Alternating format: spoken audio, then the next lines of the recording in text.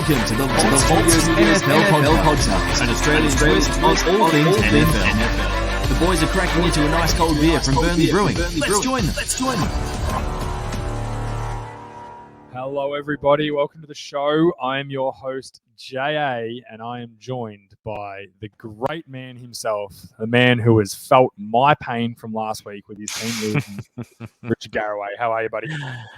I'm good, mate. How are you? Well, we've just come off the greatest week in... I think I've been watching football for 20 years now. I think that's the best football I've ever seen that week. Well, we always said divisional round is usually the best weekend of football for the whole year. And whilst we said it at the end of last week's show, we could not have hoped for that kind of weekend. It was absolutely incredible. Like, basically, every single game was a walk-off score. So it was amazing. Awesome stuff. It was a great week of football. And then there's just been loads that's happened. There's going to be a loaded show. We are a bit later in the week. We had some conflicting schedule issues from me, not from Richie. had a busy week with football being back and all this sort of thing. But we're back, and I'm kind of not upset we're a bit late this week because we've caught on some big news that's come during the week as well. So there's some good stuff to go over. Before we get started, I want to just thank our Patreon sponsor. That's Jake and Darren from J&D's Breaks Down Under. This is this month's Patreon. Signed Randy White Cowboys Eclipse helmet. So it's the dark blue with the star. It's an absolute beauty, guys. Randy White, Super Bowl champion, defensive end, Hall of Famer, absolute champion. It's also got the Hall of Fame number in the year 94 on it as well. I can't quite see there. So it's a ripper lid. Thanks to our current Patrons, and thank you to J&D's Breaks Down Under for being involved. Also, thanks to our friends at Burnley Brewing. I'm not having a beer today as much as I would love to in this heat. Unfortunately, it's the morning, so we're just knocking this out in the morning. So we not having a beer. Also, Dark Horse Electrics. You need an electrician. Make sure you hit up Dylan from Dark Horse. He's an absolute champion. And also, if you're looking for replica college helmets or some gear to wear personally for playing football, ussportsgear.com.au is your spot to go. But Richie, let's just launch into it. Get us started with Sean Payton. Yeah, Sean Payton resigns from the Saints. I guess he took a look around during his exit interviews, looked at his quarterback room and said, you know what? I don't need this. I'm fucking out of here. Bizarre. I think this wasn't, because it came just after that week of football and we're in the playoffs. I feel like it's kind of gone under the radar a little bit how big a deal this is. Like, he is, for many people, one of the best coaches in the league, and a lot of people have him in like one of the best coaches of all time sort of category. Certainly in that elite class of coaches over the years. What he's done in New Orleans over a long time, over so much different personnel. What he was doing with Winston this year. Like, he's talked about as many people as one of the offensive gurus of the league, and he's gone now, just like that. One of the more interesting things was he gets paid about $9 million a year, and he still had 2023 and 2024 left on his deal. So he quit with 2 years to go. I don't know about you, Jay, but I tend not to leave, $18 million on the table. Obviously less tax, but still. Rich, I don't leave a lot $2 of money on the table. Give me my money. Like, pretty much. So it's a really big call. There's a handful of things to it. One, the Saints weren't particularly competitive this year, and I can't see that changing next year. I can't see them bringing in a generational type talent at quarterback. Now, there will be some quarterbacks available this year, but clearly Sean Payton did not think they were going to get any of them. Otherwise, he would have stayed and tried to make it happen. So whether it's a Russell Wilson or whoever, they don't have the capital to get him in, or they don't want to come, whatever it is. He clearly didn't think that he could get them in. It also leaves the Saints in a bit of a shit spot because now they're playing catch up. All these other teams who had already parted with their coaches have been conducting interviews, 2 already in place. You're kind of going to be picking last, which makes it really hard. And I know he's not going to the Cowboys this year, but he's always been talked about as going back to the Cowboys. And I think, McCarthy, forget having a hot seat. I feel like Sean Payton is now stoking the fire that's underneath his seat because he said he's going to sit out for a year. I think he will. I don't know if there's a plan. I think he has a plan. that's too coordinated for my liking. I just can't see Jerry Jones. I don't think there's like a behind the scenes thing, because I think if they were going to do that, they would have just fired McCarthy already. I think they'd just be like, if he was leaving to come to the Cowboys, I think it would have already happened. I don't think they'd flirt with it or stuff around with it. They wouldn't be bringing Dan Quinn back, that sort of stuff. But he'll be the hottest property in the 2023 end of the 2022 season, but that 2023 hiring window, he will be the hottest prospect. Like there'll be clubs firing their coaches, hoping that they can get Sean Payton. Yeah, I think so too. And you're right; they're behind the 8 ball now. They've only interviewed most teams. I said 2 teams have got the coaches, which we'll talk about in a minute. Most of them have interviewed, 8 or 9 people. They've interviewed 3, and 2 of them are already on their staff. So Dennis Allen, Aaron Glenn, and Byron Leftwich. Now, I think. What a Rooney Rule! You reckon Byron Leftwich won't go there? He did play at the Saints, Byron Leftwich. Look, he might, and he knows a lot about the division, obviously. I think Dennis gets the job. They were a defensive team last year. He's their D coordinator. It makes sense. The interviews that drive me nuts is when they'll hire a black positional coach at their own team. Yeah. Like, spare me. Like, yeah. I think I said this last year. If you're gonna have the rule, do it. Do it properly. Dicking around, like, yeah. Well, there's only one black coach in the league now, because Brian Flores got fired and a couple others. It's a real discrepancy. Now there's tons of assistants. Like where's Eric Bieniemy? Like it seems like he's still just at KC. It just seems like he's not interested in coaching. Hot names. You get to be at the hot name for about 3 years, and 3 years max. If you don't take a job, you kind of fall out of the window. If you don't get a go or take an opportunity, because who knows?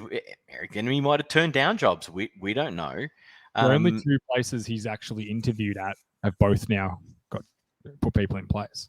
He might be comfortable. He might be like, you know what? I'm just going to stay and coach Patrick Mahomes. Andy Reid's getting older. He might just do like what Josh McDaniels has done. Yeah, and the other big thing is some people don't want it. It's so much more work. Being a coordinator, like here's the thing with being a coordinator, right? You got an unhappy player and he gripes to you. The gripe is still going to go up to the head coach. Yeah. And you get to do the fun stuff. You get to design the game plan going into the week. You get to call plays. You get to do all the fun stuff. Mm-hmm. But you have to deal with all the bullshit that a head coach has to deal with. Yeah. So maybe he's like, you know what? I've had a good career. I don't want to do this. I'll only take a head coaching job if it's, if it's a Goldilocks type opportunity. Yeah. Yeah. Maybe he's just not driven that way. You would think if he just wanted to be a head coach, that's all he wanted in his entire life. Mm-hmm. I feel like he would have been one already. Yeah, I know last year I was probably a lot more of the, geez, I don't know. No, they really give him a go, the rest of it. I kind of feel like now, if he wanted to be a head coach more than anything in the whole world, he would be one by now. Agreed. He would have taken the first offer he got. And these coaches, they don't look at things the way we look at things. They don't get offered a coaching job and go, oh, yeah, but there's no quarterback. There's no this. Oh, I don't know about that. They look at it and go, this is an opportunity for me to be a head coach, earn a crap ton more money, and solidify and help. There's 32 of these. Yeah. There's 32 in the entire world.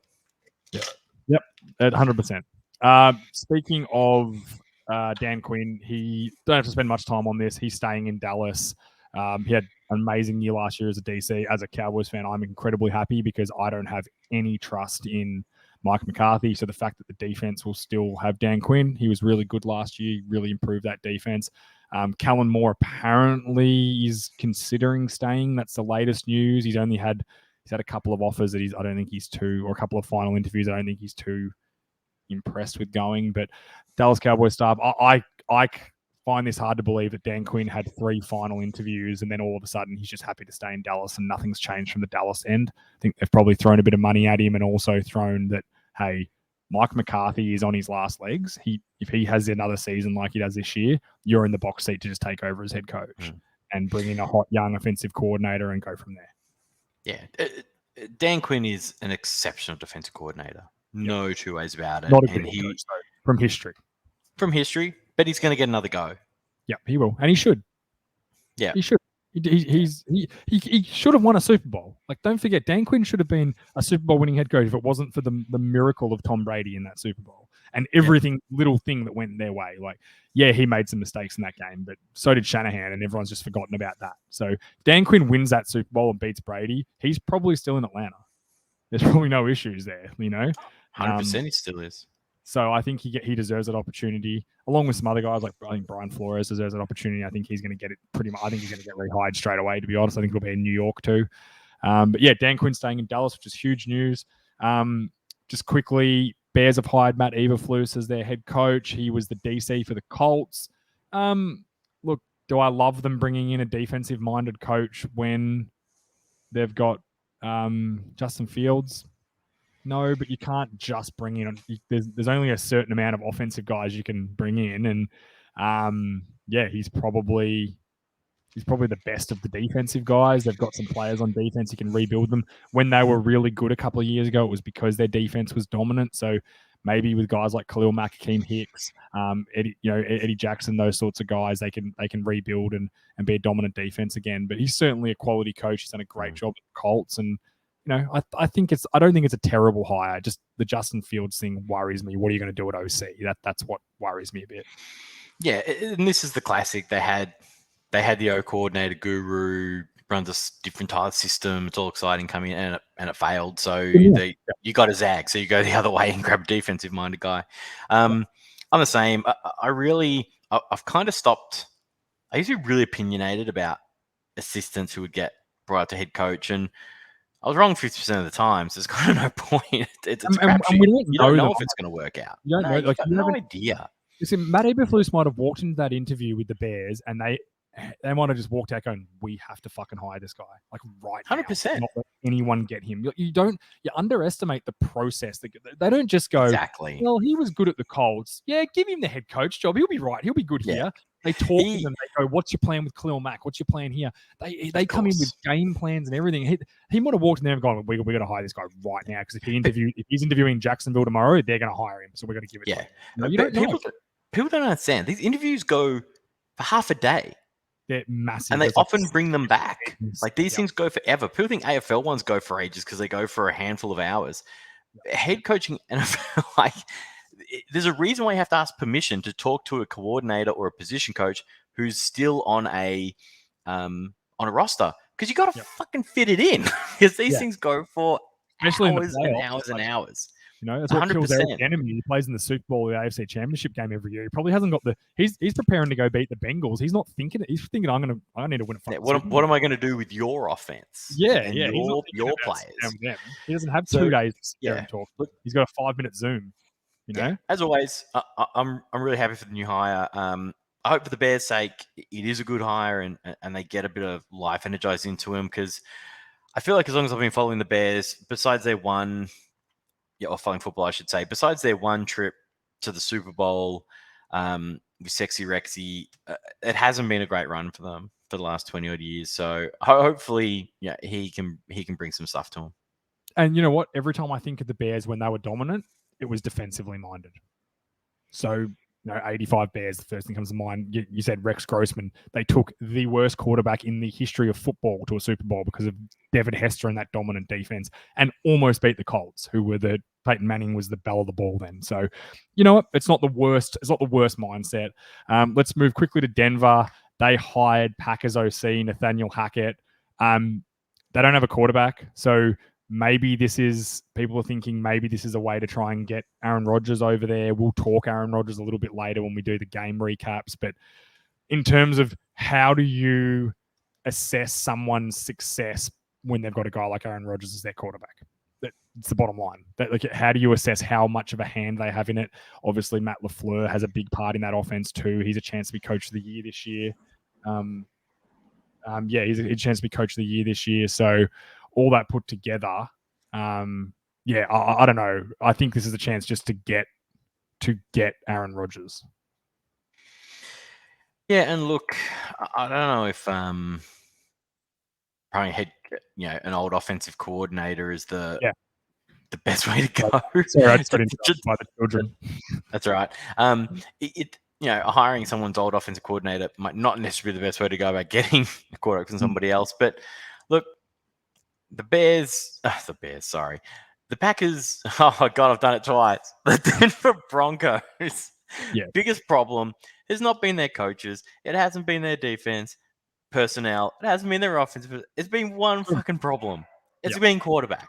So we'll see what they can do. If they can get a quarterback in there that I feel okay about, I'll give them 10 plus wins. They've had talent. They've had talent for 5 years. Heaps of it. It's everywhere. It's just in every other position. Yeah. But the quarterback's been crap for what feels like a bloody long time. So, look, good luck to Hackett. As I said, and you know me, I want every quarterback to be awesome. I want every team to be good. Like, if the whole league went 8-9 or 9-8, it would have been an incredible season. We'd have so many close. It'd be wild.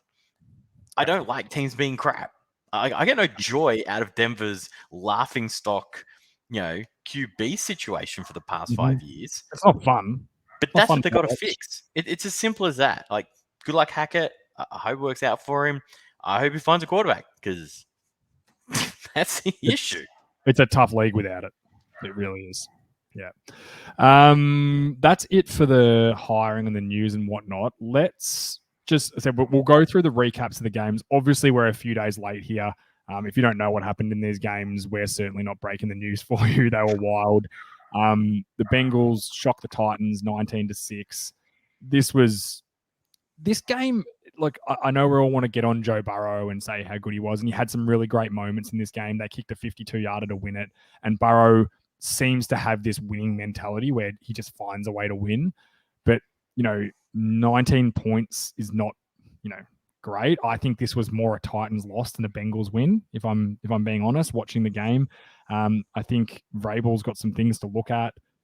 Whenever Tannehill gets put in the pressure situation, he seems to crumble. Do I think he's a bad quarterback? Absolutely not. Do I feel like he is the Kirk Cousins of the AFC? Yeah, probably a little bit, and he probably goes under the radar a bit for that. So it's a hard loss for a number one seed, but also I think it was a very overrated number one seed. I think if we look at the people in a bar rule, Richie, I think if you sat in a bar and asked everyone at the end of the season who the best team in the AFC were, you would have got more people say the Bills and the Chiefs and the Titans, just purely because the Titans got lucky with a couple of wins, and the Bills, the Bills don't lose to the Jags of the number one seed. Simple as that. Mm-hmm. Yeah, 100%. And hey, Dolphins could have been in the playoffs if they didn't lose the Jags too. So look, on this one, at the end of the day, it all came down to Cincinnati's O-line they couldn't stop a runny nose. They're incredibly awful, yet Burrow can still overcome it. I think that's the most impressive thing about him and the play calling. He was sacked 6 times, hit God knows how many more. 9 times, sorry. I got my... He's the only quarterback. There's only one quarterback that's won a playoff game getting sacked 8 or more times. Do you know who it is? Joe Burrow. It's fun, actually. No. Oh, him, obviously. He's the second. Oh, one other. Sorry. One other. Donovan McNabb. Interesting, yeah. The NFC Championship game. Remember when he had... And then next week, T.O. came back for the Super Bowl with the broken leg. With the ankle. It was outstanding. That was that he got sacked 8 times in that game. Joe Burrow has been sacked the most times in a game, playoff game ever, and won. And I guess that shows his toughness. He is a tough kid, and he doesn't let anything get to him. He just keeps playing, which is awesome. I think, and the other big thing is that it really shows that his ability to overcome a glaring hole in the offense that everyone knows about and everyone can exploit, yet here they are going the AFC Championship game. Yep. So I think, like you, Cincinnati, you got a couple of generational talents on that team, and you can now pour every draft pick for the next 4 years into the offensive line, where you try and get that fixed up. But hey, good on Cincinnati. It was a really fun game. They were all fun games. I really enjoyed it. The Titans. Yeah, I agree. I personally think they're probably the 3rd best team in the AFC, and they just happen to be the 1 seed. So, just to finish off on it as well, I think one of the greatest stories I've heard all year is Joe Burrow saying that Evan McPherson, rookie kicker, 52-yard field goal in a divisional round playoff game when they haven't gone an AFC Championship game for 40 years. As he walks past Joe Burrow to go and take the kick, he goes, get the boys ready. We're going to an AFC Championship game. What a gun. Man, he's just swinging his nuts around after he's walking through the locker room butt naked. It doesn't matter what he's doing down there. Everyone just like, look at the nuts on this kid. Awesome stuff. I love those stories. I think the Titans are still a good team, and I think they'll be fine next year. Much like when we talk Green Bay now, I think, it just happens sometimes. Sometimes you lose to a team that you're probably a bit better than. It happens. And I think this happened again with the 49ers, and they potentially have ended Aaron Rodgers' career in a one-and-done scenario as the 1 seed. With 4 minutes left in this game, Green Bay Packers were up 10-3. They looked in complete control. They'd missed a field goal, which hurt them. They had a field goal blocked, missed a field goal, and then they have a punt blocked, which then flies straight up in the air, lands straight in the hands of a 49er. They take it in for a touchdown and tie the game up. And then literally, Aaron Rodgers isn't able to get anything going. The defense momentum was all in the 49ers' hands then. He wasn't able to get a field goal or anything. And then, Jimmy Garoppolo makes 1 or 2 good throws to get in field goal range, and then Robbie Gould does the rest and beats the Packers and knocks them out. Look, this is probably the result. I'm not annoyed by it, but I don't really want to watch Jimmy Garoppolo play football. Like, if the 49ers are going to beat the Rams next week, it needs to come purely down to defense, because I just don't think or Deebo Samuel being a freak, which he has been. I wanted to see Rodgers go and play the Rams. I think that would have been way more fun. And I don't hate the 49ers. I think they can seriously win a Super Bowl. I do believe they can. The momentum's going. It reminds me of the Giants back when they beat the Patriots in 11 or wherever it was, the 2 times they did it. They're dominant on the defensive front. Very good defense. But, I don't know about you, Richie, but I would prefer to watch Aaron Rodgers any day of the week over Jimmy Garoppolo. But he didn't play well in this game. Simple as that. And they lost. No, and he was really forcing the ball to Adams as well. I don't know if you've seen, there's been a lot of stills taken since then of just other receivers just running wide open. And he looked like he was just forcing it to Adams all day. Look, this wasn't a good game. It was a close game. It was like those West Coast versus Sydney Grand Finals, the 2 ones that were really close. They were shithouse games, but they were close, so they generated excitement, especially in the fourth quarter. And this game was the same. Special teams dramas, which is always the worst way to go out, but they were everywhere to keep the 49ers in it. And then, as you said, they got some momentum at the end and really took it out. The snow would have been cold. The other, I don't know if you've seen, a lot of people talk about the frozen tundra of Green Bay, all the rest of it. That is a heated field, everybody. Yeah. The field's has been for years and years and years. It's not hard. There's no snow on the field? Yeah, it is a beautiful, perfectly manicured field. It is like playing in fucking Florida, not the weather, but the field, it's soft. You can land in it. It doesn't hurt. If I hear frozen tundra one more time, yes, it was snowing. Yes, it was cold, but that ground is not hard and it's not frozen. It's been heated for 40 fucking years. Now, I'll read you a little snippet here, Richie. Yeah. This is what someone, I can't even get the thing. This is what someone from the New York Times wrote. It's never hard. It's never frozen. The ground at Lambeau Field has been heated since 1967. Stop calling it a frozen fucking it pisses me off so much. It's not. It would be more. It would be very comfortable being down on that field. I'm sure. Notice none of them were in big jackets on the sideline. They were pretty comfortable, all in short sleeves. Yeah, it's their way of a dome without having a dome. As I said, I know it was cold. It was snowing. I'm not stupid, but it's not frozen. It's not the hardest place to play. 100% they would have been. Anyway, Green Bay and Rodgers just fall again in the playoffs. It's just happened again and again and again. They've made the Super Bowl once. Now they won it. Awesome. Like, a lot of clubs would kill for one. But they falter again. And I really think this is the end of Rodgers' career at Green Bay, whether he gets traded or whatever, however they work it out. Adams isn't Green Bay. They're $40 million over the cap. I don't think he's ever pulling back on another Green Bay shirt ever. I'd find it hard to believe. And you know what? It's probably time for Green Bay as well. Just to go, you know what? Let's see what Love's got for a year. If we're terrible, we'll bottom out. We'll get a chance at another quarterback. They've got to make a decision. Here's the first thing for Green Bay fans. You've gone from Favre to Rodgers. You don't know what a bad team is. Buckle up. You could be shit for a while. And you know what? The other thing is, they've had 50 years or 45 years of Rodgers and Favre and won 2 Super Bowls. That's on the organisation. That's not on Rodgers and Favre. Like Favre didn't make that tight end drop the onside kick and let Seattle score to win the game. No. Rodgers didn't let that DB manhandle the corner, manhandle the receiver from the Bucs last year and give him the first down. He didn't make him do any of that. So it's not all his fault. He's got some part in it, and as a team, everyone has a part. But just saying Rodgers isn't a winner, he is a fucking winner. He won with 16 starters on IR back in 2011. So he's a winner. He's won his whole career. And he's very open, honest. He's not interested in rebuilding. He hasn't got much left. And if it's a rebuild, he'd either prefer to play somewhere else or not play. So I think you'll see him either retire or play somewhere else next year, because I think the Packers, they're going to lose a ton of starters. They're going to have to rebuild and see what they've got. And I don't think Rodgers is going to be interested in that right now. And you've got a first-round quarterback that you invested in while you had Rodgers. So suck it up. Maybe you should have taken a receiver that year, and tried to keep Rodgers happier. But, good luck to you. We'll see how it goes. Let's move on to your Buccaneers, Richie, the Rams. This was so basically it was 27-3, and then by 2 minutes to go in the fourth quarter, or 40 seconds to go in the fourth quarter, it was 27-all. It was unbelievable. This is what Brady does. You just never feel like he's out of a game. I cannot believe the Rams got that field goal. I cannot believe Cooper Kupp goes wide open down the seam when you know they need to get a field. Yeah, they need to get a field goal. I was ready to just be like, "This is Brady's going to win this. It's over. You tied it up." It's interesting. The big one he had earlier in the game was a blown coverage. That one he had at the end of the game.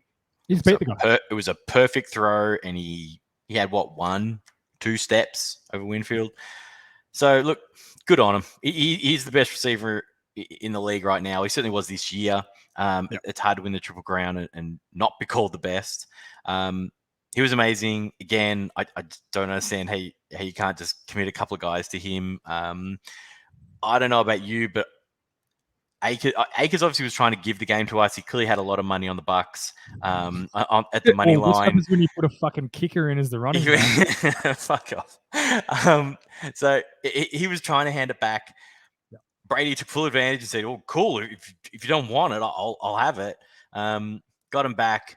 Now, when I saw how much time was left on the clock, I didn't go, "Ooh, too much time." I went, "Ooh, here comes a Stafford pick six to just knife him." Kudos to him. I really took him down. He deserves to have some success, Stafford. Besides, there was so much like best player on the field making plays like just all over the place.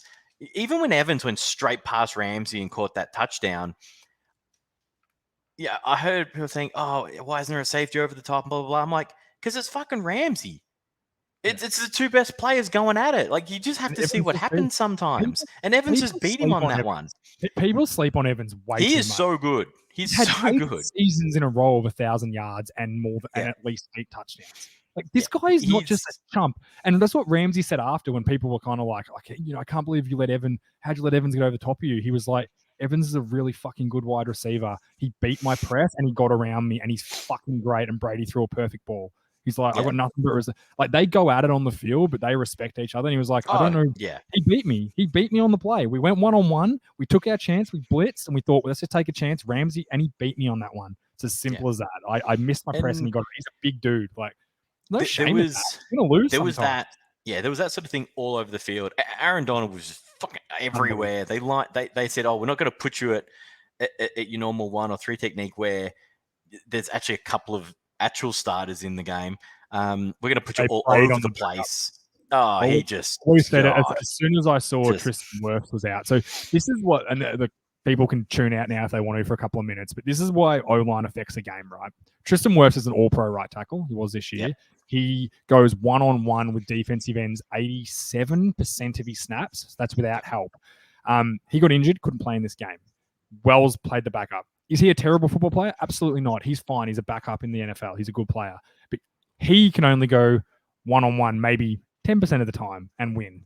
And then you've got on the other side, they have Donovan Smith, who's a good tackle too, but you give him a lot of help because you don't have to help Tristan Wirfs rarely, so you give him the help. So what the Rams went, okay, they can't help both of you. We're going to put Aaron Donald on one, Von Miller on the other, and then have Floyd running inside and go. And it changed the entire game because you couldn't block him one-on-one. So your running back couldn't just help one side all the time and leave Wirfs on an island where he's going to win most of the time because he's so good. And it changed everything, and you couldn't get the protection. Now, then Brady reverted back to his old ways and went, okay, I'm just going to get rid of the ball so quickly the rush won't matter. And that's when they started scoring again. But it went away from what people go, why couldn't they do that for 3 quarters? It's because they went away from what's worked for them all year because of that injury. It changed the entire offense, much like losing. If you lost an all-pro, if the Rams lost Cooper Kupp, it's a similar thing with Tristan Wirfs. When you lose that quality of football player, it affects you. And that's what killed them in this game. 100%. You can't just plug in the backup and keep going with what you normally do. Yeah. And that's at any position, because when that backup's in, as you said, it totally changes it. Do you have to send the back that way now? Do you have to put the tight end on his side to chip him on the way out? Well, that now completely changes how you might have been set up schematically for the rest of the year. Wirfs, the fact he even fell to Tampa in that draft is a miracle in itself. Yeah. But he has been so good since he Tampa. As you said, he's an all-pro this year. He'd be a top 4 pick. He would have gone 4 to the Giants now. He probably goes 1 or 2, actually. They probably take him over other guys. He's I'm not going to say he's generational, but he's going to be one of the best tackles from his rookie year. I think he only gave up like 1 sack in his rookie year. He was an all-pro in his rookie year. There's not many guys. Like, he'll be in that same category as, Tyron Smith, Zach, what's the guy's name from the Browns, the old left, John, what's his name? Joe Thomas. Joe Thomas, those sorts of guys. He'll be in that class. I can't see why injuries do anything, which we don't play. And those positions, like, pencil that in. That's 10 years. But look, good on the Rams. I actually think they're going to smack the 49ers on the weekend. I really do. I was not impressed by the 49ers. They got lucky. As I said, though, another amazing game. It just stepped up another level. Everyone was thinking, oh my God, Brady's going to do it again. It was like, hey, if that's how we have to go out, cool. I mean, I'm a Bucs fan. I would have much rather won, but I've had a really good 2 years. If Brady gives me another one, yippee yay. If he doesn't, utmost respect and thank you. Can we stop the shock over the fact that Brady's considering what he's going to do next year? The dude's 45 years old. Who didn't think he'd have to, and he's out of contract. Yeah. Who didn't think he's free agent. He'd be considering what he's doing? Like, if he wants to play, I'm sure it'll be at the Bucs. But like, let's not act all shocked that he's maybe considering not playing football anymore. Like, it blows my mind. Oh my God, I can't believe he's going to do that to the Bucs. Like, the Bucs were lucky to get 2. He's probably going to be the MVP this year, Brady. The Bucs completely changed. Yeah, the Bucs completely changed how we went about building the team in the last 2 years because we had Brady, and it's like, hey, you got to win now. This is it. Like, this window is small. And they won. And it worked. Now, if we fall in a heap, there's a chance again. Yeah, if he doesn't come back, and you have to cut some older money and some veterans, and we have to rebuild. We're probably not going to be very good after that. We fucking won a Super Bowl. You know how fucking hard that is? It's so hard.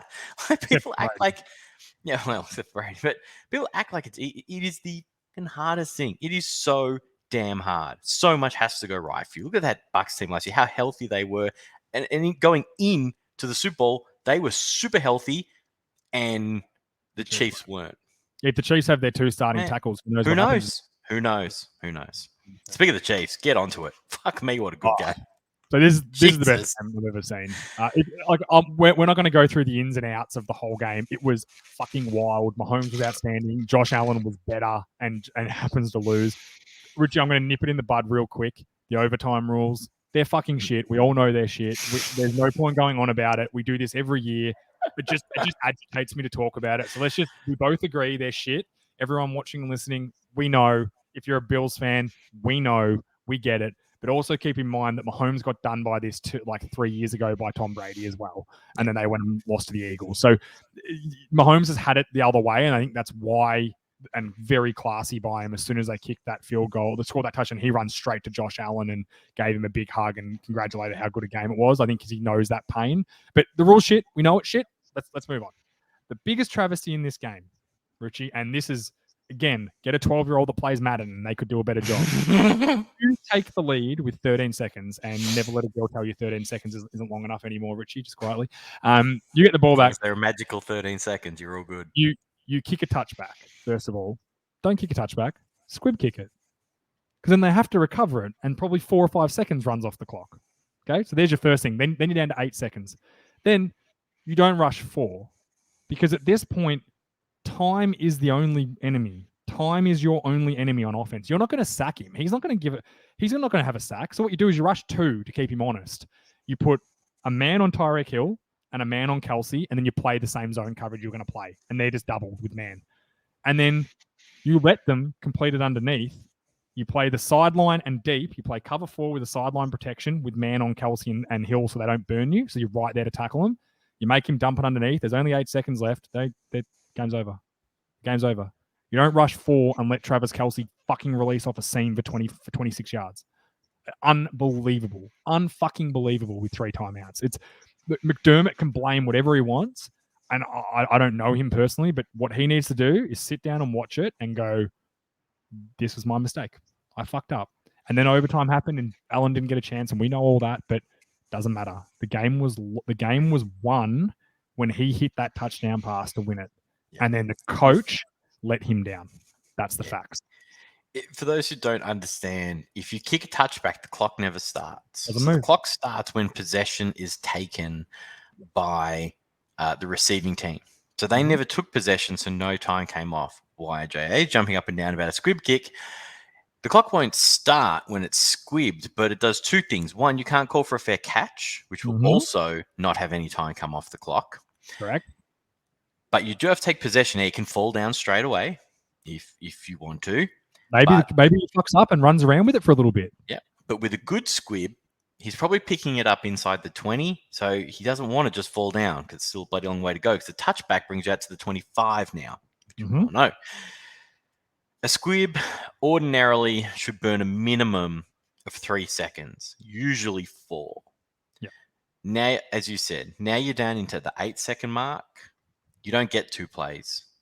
No. You only get 1, even with the timeouts, because you need the second one for the field goal. So they would have, 100%. Instead of been kicking for a field goal, they would have had to have been throwing for the end zone. And then you just, if you lose off that, you've just got to eat it. There's nothing you can do about it. Yeah. But the other thing is, like, people are like, oh, why wouldn't you rush 4? Why wouldn't you pass rush 4? You don't want him to just stand there all game about to make a big play. I'm like, yeah, you Standing do. There takes what time. You want Patrick Mahomes is standing there for 8 seconds. Because to throw a ball deep downfield with the correct coverage to get the time to do that, it takes you 7 or 8 seconds. So you let him stand there for that time. And you know what? Then if he doesn't complete it, the game's fucking over. Like, it was a complete... You can blame overtime, you can blame rules, you can blame whatever you want. The bottom line is that the Bills coaching staff, they let Josh Allen down in this game. They let him down by not doing the right thing when they needed to and icing that game. And you know what? It's happened to many a quarterback. The overtime rules, I agree, they need to change. I want to either play 10 minutes and let play 10 minutes of uninterrupted, doesn't matter what happens, 10 minutes more, you play an extra quarter, whoever's winning at the end wins at the end. Or what if they're not? Then you do another one. Just go for another 10 minutes. But that's what they do in this. If no one had scored for the first 10 minutes, do college. The easy solution is do college overtime. That is the easy. So college overtime is exciting. It's fun. It's enjoyable, and it gets a result. It gets a especially result. Now on the second one, you have to go for 2. Exactly. It's I said we're not the end. Us talking about this isn't going to change the NFL. Nah. It's why I wasn't mad about it. It's why I wasn't mad about it in any way because I'm like, whatever. You can't do anything about it, and they know this, and they refuse to change it, so accept it. Even then, I'm just like, well, get a fucking stop then. Like, what do you score on 4 consecutive possessions? Get a fucking stop. First thing is, get a fucking 12-year-old to help you clock manage McDermott. Wouldn't go on overtime. The fact that you let Mahomes get a field goal in 13 seconds is a disgrace. Can I tell you what happened in my house? This is what happened in my house. My wife turns to me and goes, after they kick it, touchback. She's like, why didn't they squib it? Thank you. My wife does know more about football than the average person. Yeah, but even she fucking knew it. Yeah, it's not hard. It was. Like I said, there was kids that play Madden going, why did he kick it? Why is he rushing 4? Why is he letting Kelsey free release off the line when they only need... What are they doing? They could have lined a D lineman up over him, so at least took He longer to go smashed around him. the big man. You could have put an end in and just be like, you just smashed Travis Kelce onto the ground. And you know what? If we give up a holding penalty, whatever, it's only 5 yards. I was going to say defensive holding. Yep. Anyway, whatever. It was awesome. Taking all that away, that is the best game of football I've seen in a long time. The 4th and 14 to Gabriel Davis in the back of the end zone. The whole weekend, every little game, it got more exciting. Every game lifted. Now, as I said, that game, the 49ers Green Bay game, it might have been the worst game, but it was still exciting. Like the level of what was happening. Yeah. Just all walk-off scores. I don't know what the ratings were because, these things start to happen and people rush their TVs. But, what a weekend of football. Awesome. The biggest problem now is I actually think with a couple of underdogs, or with a lot of underdogs getting through, I actually feel like this weekend could be a couple of blowouts. I wish the Chiefs Bills was the Super Bowl. That's what I wish. Well, there was a great meme that said the Super Bowl will now be settled by a 7-game series between the Bills and the Chiefs. Honestly, I genuinely... What a great meme in a home and away series. The Chiefs couldn't stop laughing. I think whoever won that game is going to win it. And let's quickly, we want to preview the games for this week. We'll start. We'll do them rapid fire. 7 a.m. Monday morning they are. Look, I think you're feeling the same as me, Richie. I actually don't think this is even going to be close. I don't either. Don't get me wrong. Joe Burrow could shock me because I didn't think it would be. I thought the Titans would beat them. I thought whoever they beat in the first round, I've already forgotten, would beat them. So, I just think the Chiefs are way more polished. They're the best defensive team the Bengals have seen all playoffs. The pressure is going to be immense from them. The O-line's terrible, and I don't think 19 points beats the Chiefs. That's simple as that. I don't think Mahomes does a Ryan Tannehill. I don't have any argument for you whatsoever. I mean, we could try and create some rubbish, and I'll take the Bengals. But look, for their fans, I'm stoked. And don't get me wrong, I kind of hope they win. Like, I hope it's a good game. But like, just using your eyes, knowing the sport. I don't even have a gut feeling that the Bengals can win this game. I don't even have a little tingle that's like they could. Like, could Joe Burrow go off a fight? Like they did beat them late, like in week 17 or 18. They did beat them, but like the offensive line is bad. It's playoff football. Like Burrow is going to be the Chiefs' defense. The Chiefs' defensive front is as good, if not better, than the Titans. Like, what do you think the line is? It's 8 points, 7.5 points. Yeah, it's 7. Yeah, like, 7. It's 7 in a championship game. Yeah, like don't get me wrong, it could happen. They're just trying to get money. Yeah, and literally, it should be higher, but they're just desperate to get some people to take the Bengals and say, "Hey, I think maybe the Bengals can get within 7." I don't think they can, but that's all they're trying to do. I just don't think Mahomes is going to throw a pick with 20 seconds left. Like realistically, Tannehill throws a pick with 20 seconds left, and then Joe Burrow makes a great throw to Jamar Chase, and that's the difference in the game. I don't think Mahomes does that. I think if you give him 2.5 minutes and he needs a field goal, he gets within field. We just saw him do it in 13 seconds. He gets a field goal and beats you. Simple as that. I think the Chiefs are now the best team left. Like they're in the box seat. They have to be the favorite for the Super Bowl. I haven't looked. They would have to be the favorite. Oh, let's get to the next game. We're both taking Chiefs. 49ers at Rams, 10:30 a.m. Monday. I said if the Chiefs are the best team, the Rams are definitely 2. The only thing that makes this game more interesting to me, Richie, and we talk about this all the time, divisional rivals. They split the games during the year. It's the 3rd time they play each other. We always say division games are different. You look at the matchups, I just don't see how the 49ers match up better than the Rams in any situation, other than Deebo Samuel. But then you can argue that Cooper Kupp's a better receiver than Deebo Samuel. That's fact. Odell Samuel's more usable, but Odell Beckham is playing outstanding right now. Now he's trying. Well, yeah, he actually gives a shit because he's on a one. He accepted his contract from the Rams in Bitcoin, and it's now only worth $35,000 for the year. What a fucking moron! You're an idiot. Don't outthink things, guys. Take cash and then buy Bitcoin with it if that's what you want to do. Buy it and then use it to invest. Idiots. Anyway, I think they're good. I think Cam Akers had a bad week. I think he was playing well until he had a couple of really bad moments. I think he'll learn from that and be motivated from that. I think Stafford deserves to play in a Super Bowl. I think it's kind of his year.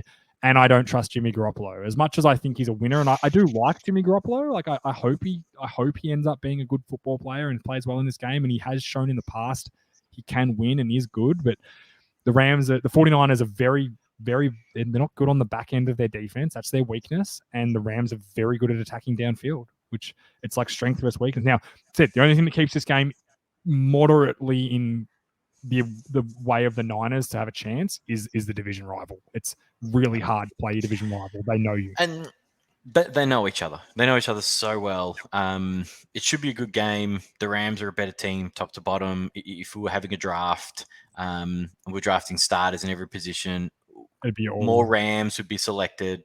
I might take Deebo Samuel as the running back. That'd be the only thing I'd do because he's a better running back than the two running backs. No. Who's the 49ers tackle? Trent Williams. Oh my God. He's a clinic player. Yeah. He's arguably the best blue chipper in the whole matchup, but there's only so much you can do from his position. So yes, there would be 49ers if there was an all-star team made out of these two teams, but there's going to be more Rams. I do think they're more talented, especially at the quarterback position. And I think they're going to go through. It's a small line. It's only 3.5 last time I looked. So it's game on. It is going to be the better game, hence why it's the 10:30 game. But hey, as we always say, anything can happen. But as a betting man, I know where my money will be this weekend. I think we're going to be staring down the barrel of a Chiefs and Rams Super Bowl. I think so too. I think if I'm going to put anything on it, it's the Rams for me. But said things. There's a reason we play these games.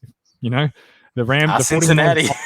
The 49ers knocked off the Cowboys. They knocked off the number 1 seed. Like they've gone on the road. They're now playing a division. They would have much preferred the Rams and the Bucks. I freaking guarantee you, because they know the Rams better. They've beaten the Rams to get into the playoffs. So it's practically. Don't get this wrong when I say this is almost a home game. There will be tons of 49er fans at this game. The Rams were begging their season ticket holders not to sell their tickets secondhand market because it would have been a good, or I'm sure it still is, a good market for secondhand tickets.